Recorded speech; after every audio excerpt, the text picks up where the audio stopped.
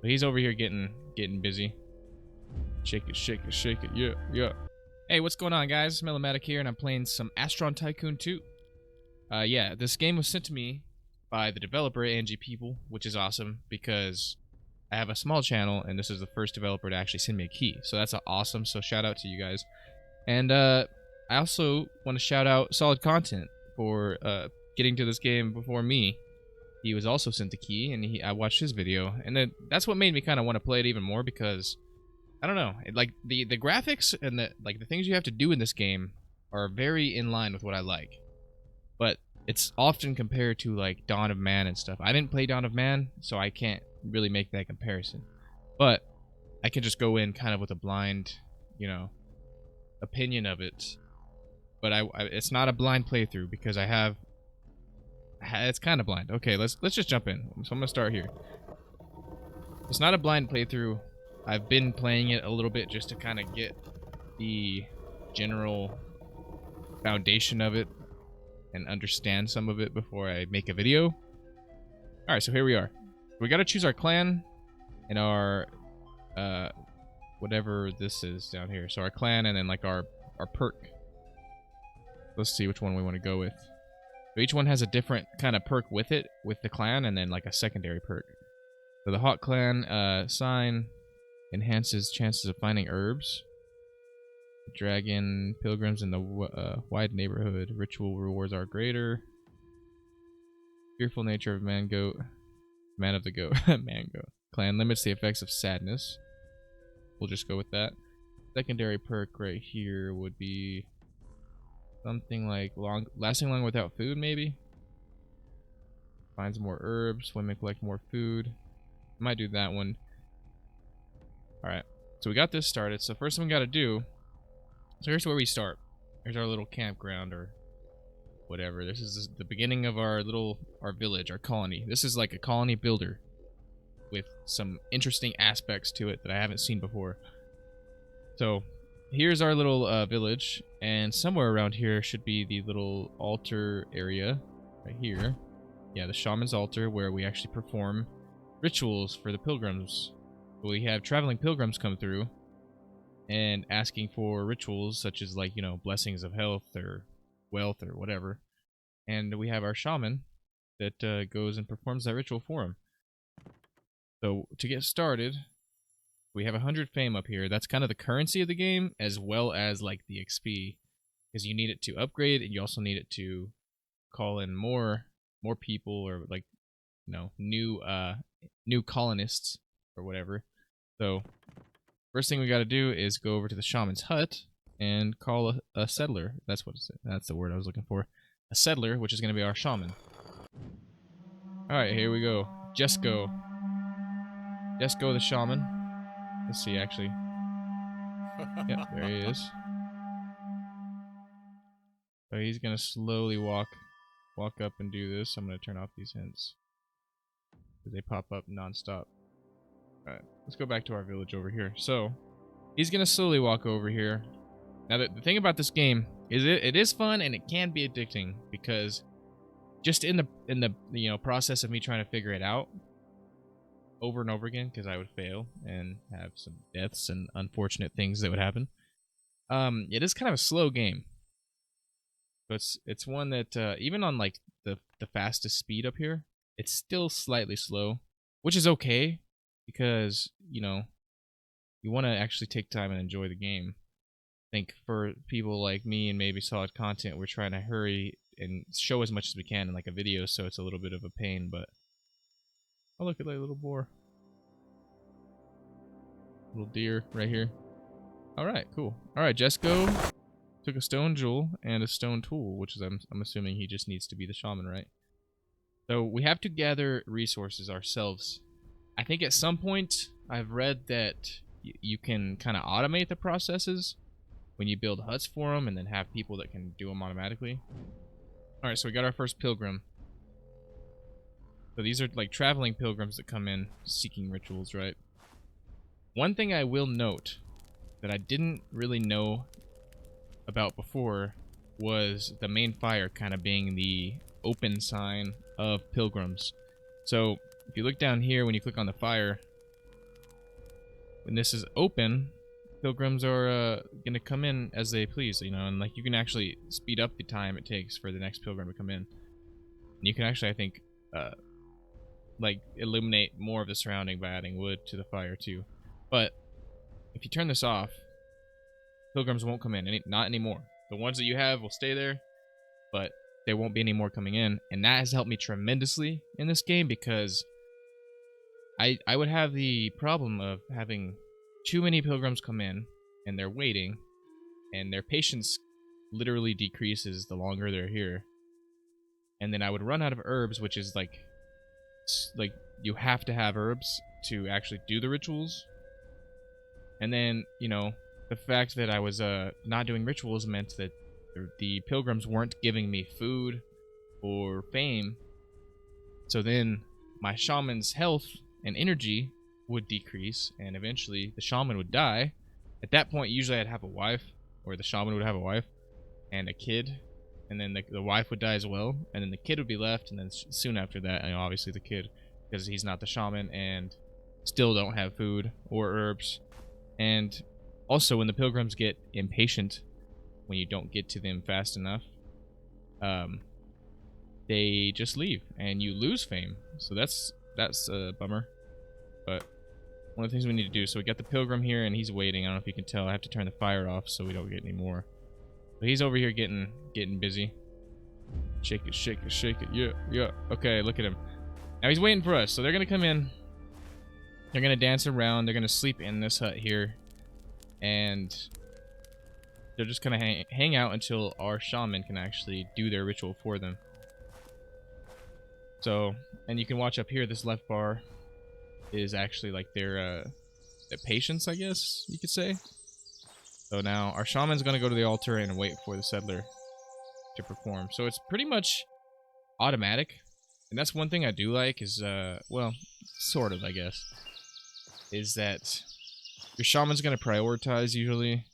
First, he's gonna prioritize his needs, but then he's gonna prioritize the rituals that he needs to do. So we did one, we got 20 fame there. Going about it a little more slow, turning off the fire, only doing one ritual at a time. But other than that, making sure that I have plenty of wood, plenty of herbs, and I would really only stop collecting resources and do a ritual or two if I was getting low on food, because when the pilgrims come in and ask for a ritual, they usually gift you food. They might gift you some, you know, some other stuff too.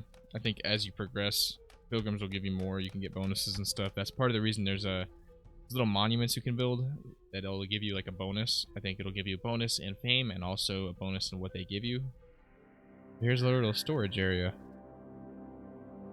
I know I'm kind of all over the place too, but I'm just trying to explain the game as much as I can, because if I do more episodes, I probably won't go as in depth with like the actual processes and stuff.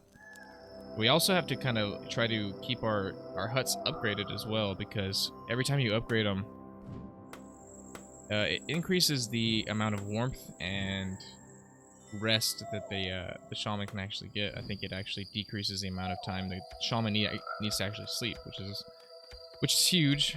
I watched a Solid Content play through this, and he said he had the issue on the tutorial of the shaman never waking up, just never stopped sleeping, and I had the same issue. But luckily, you get this game and you jump in, it has little tips that pop up like that, which they kind of never stop going away even when you X out, but it's all right.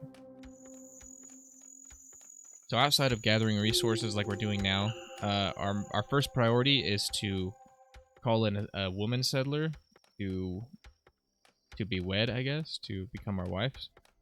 Because the main priority is to have a kid, to have a son or a daughter or whatever. And then eventually you start building more huts, you know. So here's what you can build over here. Build warehouses. We got a hunter, a butcher, an herbalist, lumberjack, stonecutter, tannery, stone of prayers, which I guess pilgrims can come in and it'll kind of help them stay satisfied and more efficient if we're not able to get to their ritual right away. Trader's hut. Got some workshops over here for bone and flint. Jewelry, clothes, tools. and a smelter. So those are all the things you can build. But the thing is, that I've noticed is it's very demanding in the resources for some of these things. But that's okay. I mean, I guess it's playability, right? So it's like in the beginning, and I've even looked at like the discussions, and the developer wanted to make it to where you do a lot of it on your own in the beginning, like a lot of clicking and gathering the stuff yourself. I think too. I mean, it kind of keeps you aware of how important the resources are and what actually is involved in gathering the resources, and then eventually you automate, because the more people you get that actually are there to perform certain tasks, like the lumberjack, right, for example, will start gathering wood automatically. Or even once we get a wife and a kid, the kid will start going to gather bones or food, and the wife will gather food, or I think once we plant some herbs, we can plant our own herbs so we never run out. That's actually what we're going to have to do too. There's a little bit of a weird balancing issue with some of this stuff. Like, some things seem pretty unbalanced. But actually, oh, the time is sped up right now. That's the only thing I wish, is that the speed would actually be increased a little bit, because even on the like max speed, it's still, things take quite a while. That's okay. And the fog too. It gets like super foggy. It's hard to see even from me. I'm about to turn this fire back on. See if we can get somebody in here.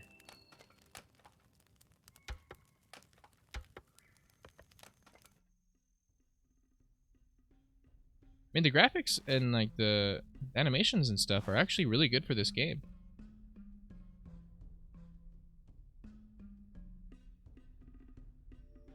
Especially, according to the website of the developer, it took about 12 months to develop, and it was created by one person, which is pretty impressive. That's all right. We got a pilgrim, so we're gonna see him probably come over here and dance a little bit. I think it's funny how they how they dance around, especially on like the fast. All right, so we got another pilgrim here. We're gonna do another ritual, and I still have it queued up for him to do tree chopping. God, I cannot talk. Yeah. So resources, what we need to gather. You can I'll monitor what you have resource-wise up here. What I like to do. So we get about 20 fame for each ritual we perform. And I know the first main objective for us is to call in another settler to do another well, to actually make the settler, or to call in like a woman for the shaman, I guess. But we need like 80 fame for it. But it's really like, it's a lot of management in the beginning, managing the time and the managing the time and the objectives, because it's super easy to like run out of stuff, and then the more tired, more hungry, and more sad like the shaman or any of the settlers get, less productive and efficient they are, which makes it even worse. So I've had a few games where it failed completely. But I'm here now, and we're figuring it out. So whenever the shaman or anybody's in one of the huts sleeping, it's actually literally got the Z's above it to indicate it, which is kind of funny to me, because it reminds me of like older cartoons for some reason. If you do what I do and you turn this on and off, or even if you just leave it on, or you get to a point where you have plenty of stuff that you need, mainly herbs, to actually do the rituals, and you can actually increase the amount of, or decrease the amount of time it takes for the settlers to come in. Like, this will actually speed that up. It gives you a percentage for each pilgrim, which is nice actually, because if you are trying to time it out like the way I am, then yeah, it's nice. I like it. I end up usually trying to rush through games for some reason, and then fail a lot, and then end up having to really step back and slow down, and then that's when I start enjoying it. It's weird. I don't know what it is, why I do that, but especially games like this where you control like the speed of the game, I always like to keep it on that max speed. Oh, I think they're performing the ritual. There he goes. Interesting stuff. But we're gonna have the most famous shaman of the time. I think it's like 2057 BC right now. So let's see. Here's the altar, and whenever the ceremony is actually going and taking place, and this is lit, it's burning in the herbs. That's why we gotta make sure we keep the herbs on hand, you know. And it's like most things, if you're gonna plant anything, trees or herbs, you have to plant it like on the green, so on the fertile soil, which we actually need to do. We plant some herbs. Some of this stuff's hotkeyed as well, so makes it a little easier. Gonna plant a few at least.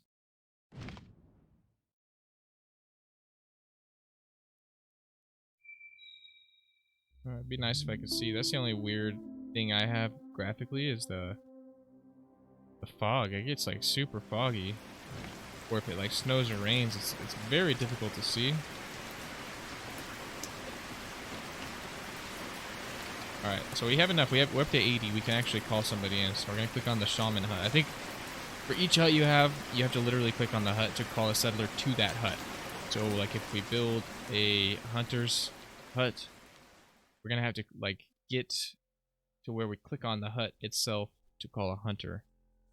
And that's pretty much as far as I've gotten on this game so far, up until this point on another load or like another save game, is that I had the shaman with a wife and a kid, and then I hired a hunter and got him a wife. And it was at that point I realized, I think I'm ready to make a video. Okay, we got our wife, got our spouse, and Donna. Ooh, okay. That's a cool little thing, a little detail they added in too. Is this owl flies around whatever you have selected currently. And at some point too, so you're supposed to be able to actually control the economy of your colony, kind of prioritizing what people are doing. So like you can actually set things to where you can prioritize like your spouse or like the women to gather like berries and food. Same thing with like the kids and even the dudes. I think like you can prioritize to where you want, you know, some of your male settlers to gather wood for you or something. But I think that comes after you do like make a little bit of a progress in the game. I think when I was reading on the discussions, because I was trying to figure it out myself, after you build 2 more buildings, I think is whenever you have the option to actually change those things. So I'm excited to get to that point, because that means things will be a little bit more automated, and then you just kind of monitor and focus on building and expanding. Okay, so we upgraded our hut. Now she's taking care of the herbs over here. I need to start moving with the mouse because it's too fast. I mean, she's getting it. She just comes out to dance and then goes right back into the tent, I guess, to get warm. So yeah, you can actually for each tent and whoever inhabits that tent, you can actually click on them, see their stats and what they're doing at the moment. Oh look, they had a baby. They had a child. Looks like we had a daughter. But you're just trying to keep these people alive. Now it seems to be winter time, so hopefully we can keep everybody warm enough to stay happy and not die. Get some more wood. We'll probably have to plant some trees too at some point. Might kind of plant them like close so we're not having to go too far out of the way. We'll get some more wood. I'm probably gonna have him get this stone too. We need like 5 more bones and a bunch of stone. We can get the hunter's hut. Might do that actually. Have him start to mine these rocks. We can actually build our second hut. Just tending to these herbs already, which is good. The more mature the herbs are, the more the yield is for it, and they actually, I guess. So if you do play this game, I will say the tutorial's broken, but There are a lot of tips within the game itself if you leave the tips and the help on that help you. And there's also like a super in-depth little help section on this one too. Like, so if you go, where the hell is it? Oh, over here. I mean, you can learn a lot just by going to this. My problem is I don't do that. I don't research or read. Just think I can figure it out, and then I usually have to come to the conclusion that I can't figure it out and I need some help. I want to try to get the second hut built so we can get another settler in here and start working towards actually expanding this little colony we have. So what I was doing is, like, I didn't realize you could turn that off and close it. So I was having like 5 or 6 settlers come in, or pilgrims come in, looking for rituals.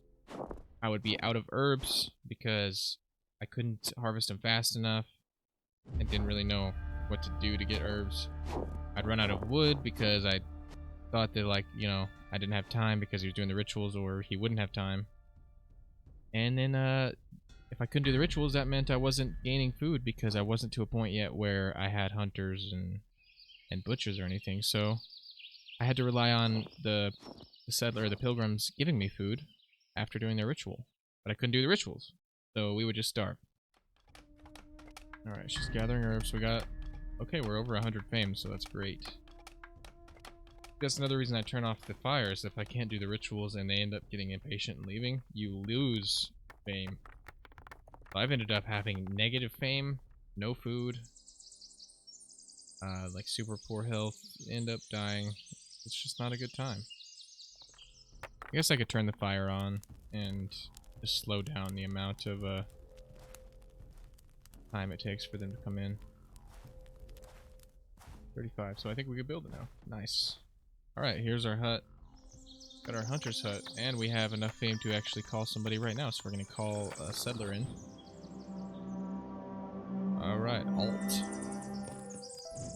So now that we have another settler here that's hunting, I think he'll also do, like, chopping wood and stone mining and stuff too, so that's a big help.